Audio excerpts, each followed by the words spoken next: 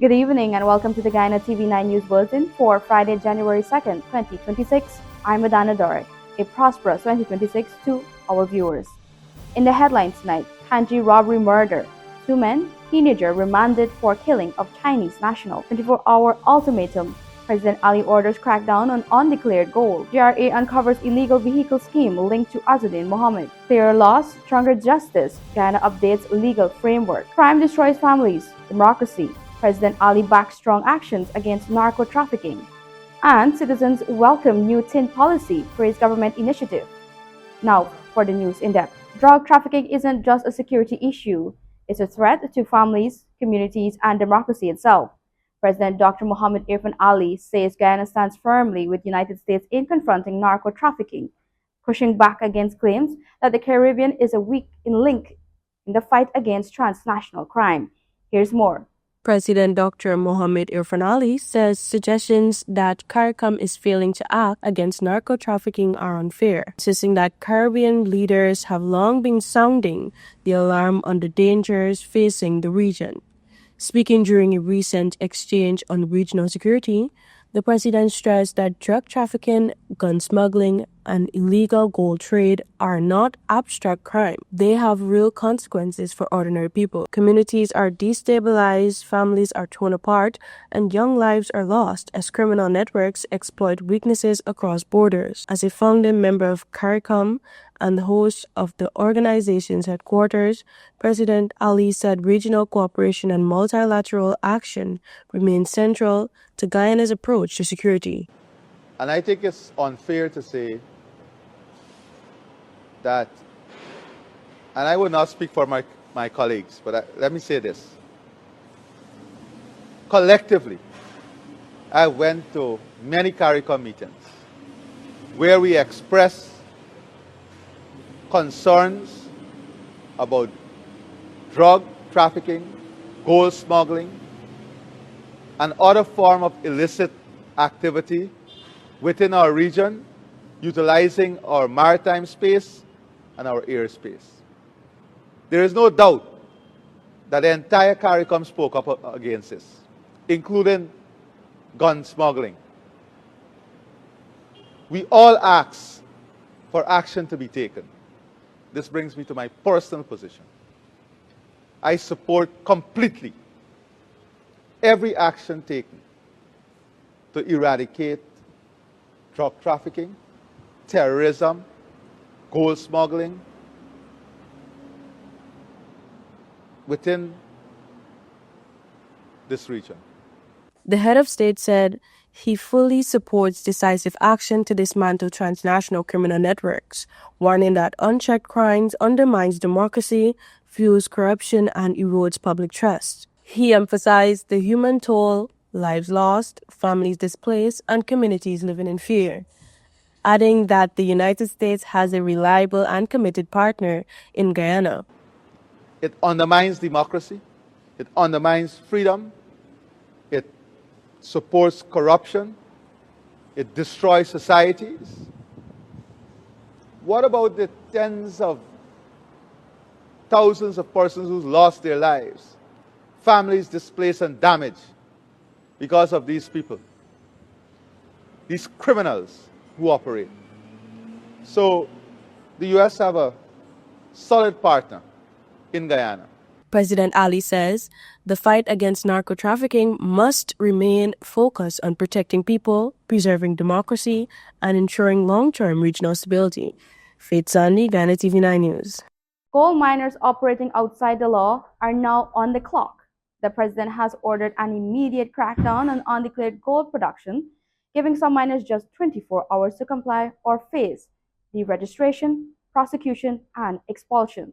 More details in this report. The government has moved to tighten control over Guyana's gold sector, warning that miners who fail to declare gold produced in 2025 will face swift consequences. At a meeting at State House, President Dr. Irfan Ali directed the Ministry of Natural Resources and the Guyana Geology and Mines Commission to take immediate enforcement actions against non-compliant operators. Under the directive, registered dredges with no gold declaration will be deregistered, and foreign miners operating illegally will be identified prosecuted, and expelled. Officials confirmed that some Brazilian miners have recorded little to no gold declarations. They have now been given 24 hours to comply with Guyanese law and declare their gold to the Guyana Gold Board. The president also ordered that all miners across every category must be properly registered and hold a local bank account, a move aimed at closing gaps in oversight and preventing gold from leaving the system undeclared. For legitimate miners, the crackdown is being framed as a necessary step to protect the industry's future. Guyana Gold and Diamond Miners Association President Ronaldo Alfonso urged miners to regularize their operations and sell gold through lawful channels. Quote unquote, "We need to make 2026 the year of compliance and declaration," Alfonso said, warning the failure to do so threatens the sustainability of the sector. Authorities say monitoring and enforcement will intensify in the coming days as the government seeks to ensure that Guyana's gold resources benefits the country and not illegal operations. The Ministry of Natural Resources says further actions will follow if miners fail to meet the deadline. Adana Dorg, Guyana TV9 News. The University of Guyana is set to fill its highest ceremonial office following the conclusion of Professor John Edwards Green's tenure. The University Council has nominated Sir Ronald Sanders as the next Chancellor. A distinguished scholar and diplomat, Sir Ronald brings decades of experience in academia.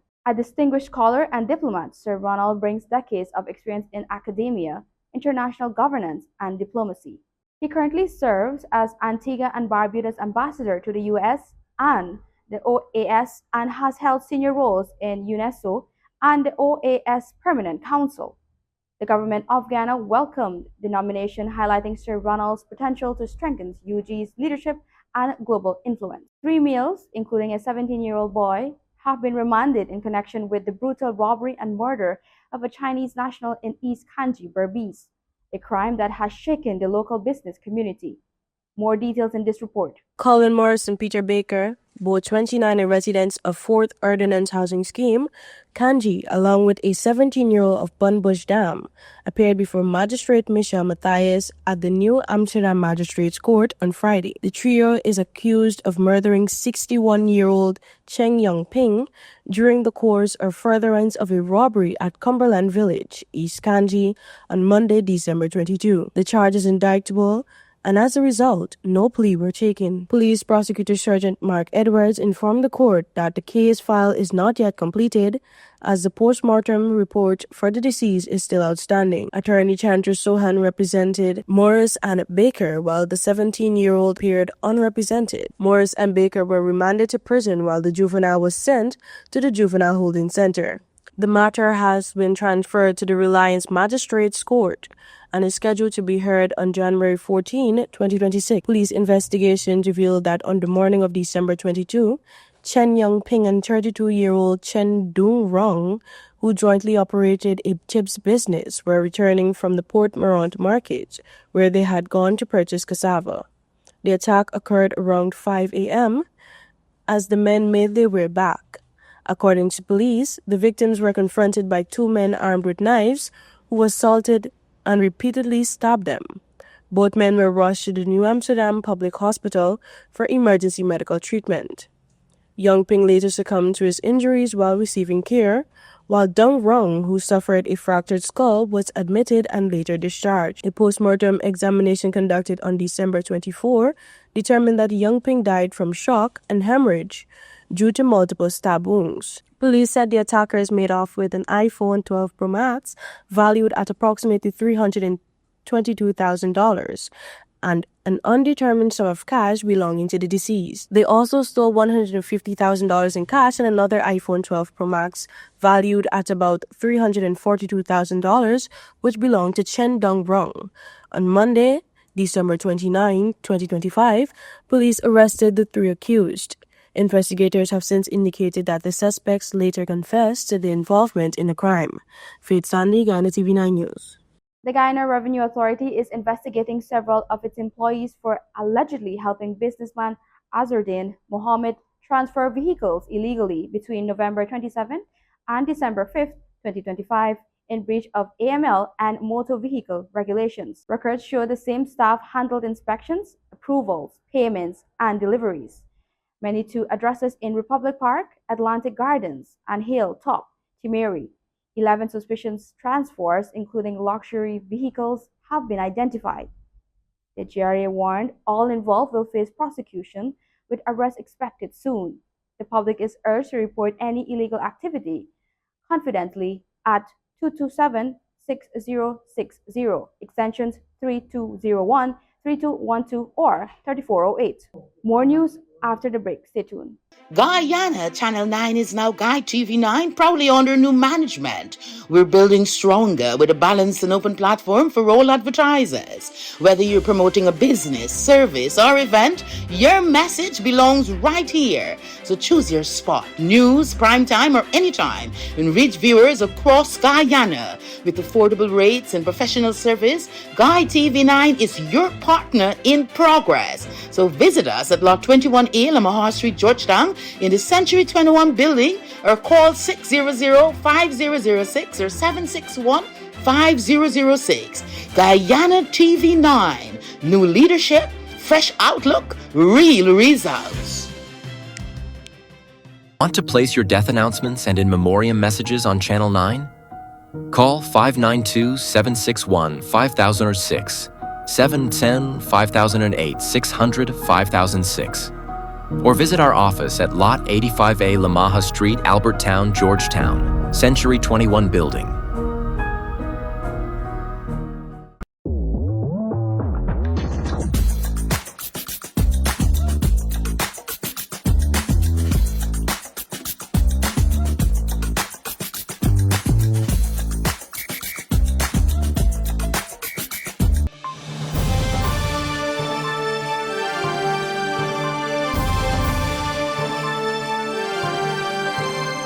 Welcome back. You're watching Guyana TV9 News Bulletin.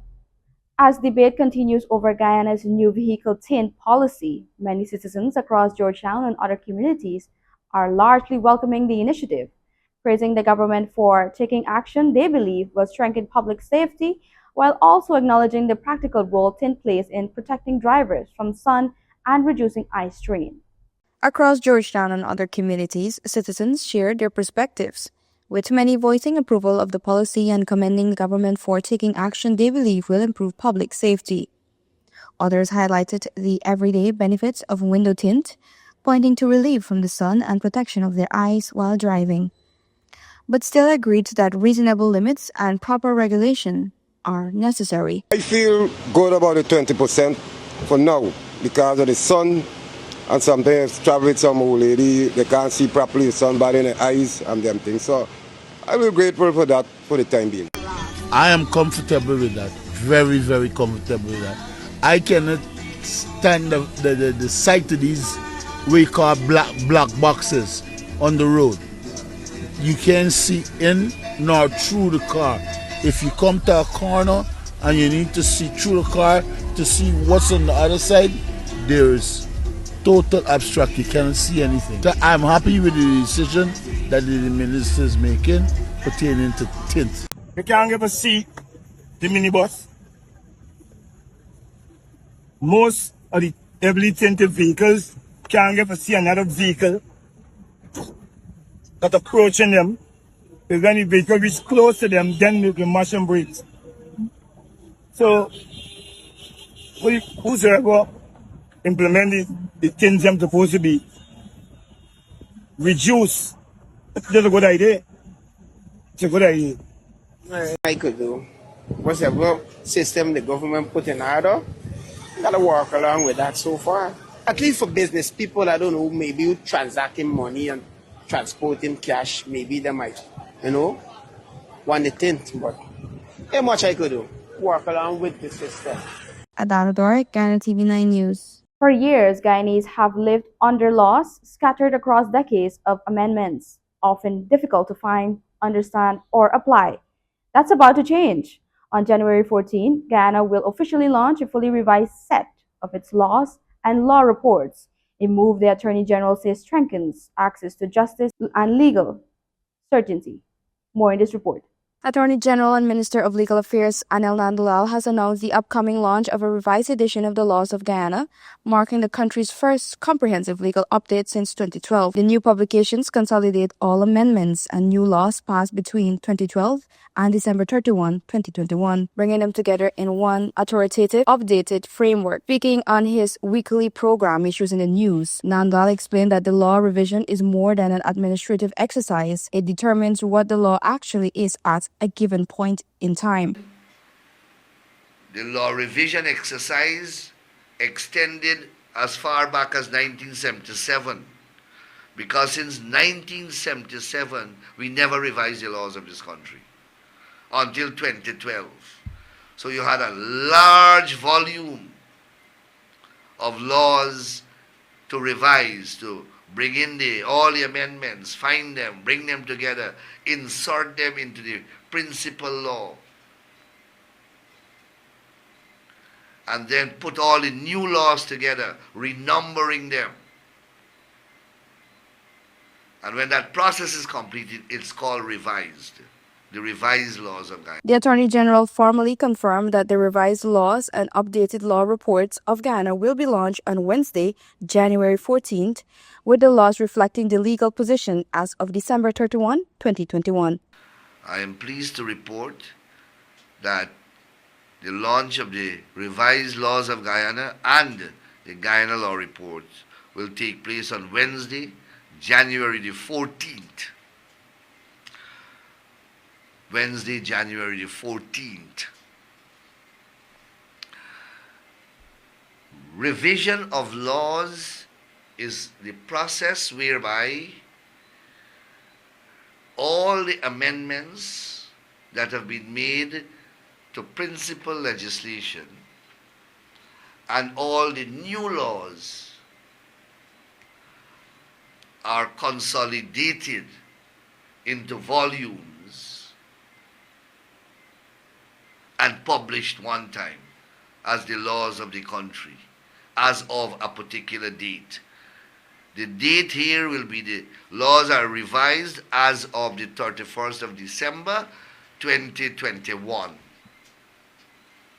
The updated law reports covering decisions from 2008 to 2021 also mark a major development. The last printed reports ended in 2007, leaving judges, lawyers, and citizens without an official record of more recent landmark rulings.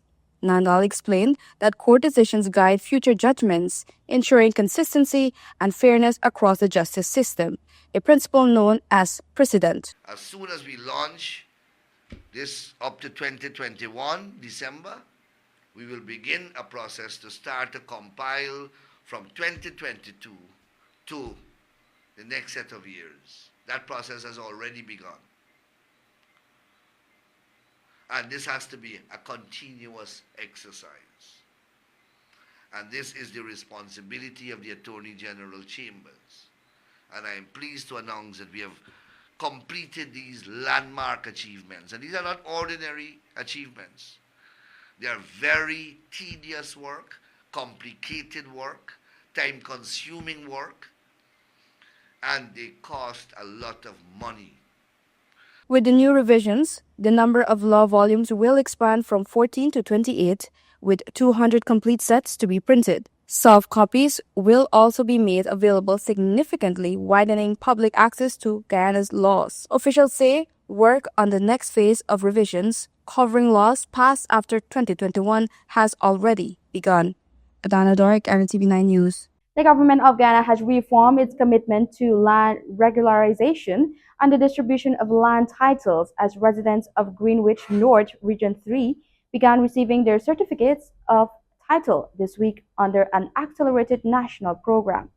Speaking during a recent broadcast, President Ali highlighted the aggressive pace at which the Ministry of Housing and Water, in collaboration with the Central Housing and Planning Authority, CHNPA, has been working to complete long outstanding land ownership matters. More in this report. Despite the New Year holiday, staff members were on the ground continuing the process that began the previous day to ensure residents receive their legal documents. The initiative is being led by the Ministry of Housing, Minister Colin Crowell, the Central Housing and Planning Authority Chief Executive Officer Dr. Martin Patel, and supporting technical teams. Officials noted that the effort reflects the People's Progressive Party Civic PPC government's long-standing focus on service delivery and improving the lives of citizens. Speaking with residents at State House Georgetown, President Dr. Mohammed Irfan Ali explained that residents were told that the distribution of titles in Greenwich North East Bank Essequibo is part of a wider national drive to regularize communities that have faced delays for decades due to administrative, legal and boundary-related challenges. The government assured that these issues are being systematically addressed, with increased activity expected throughout the year. We are working to ensure that we can resolve all those areas.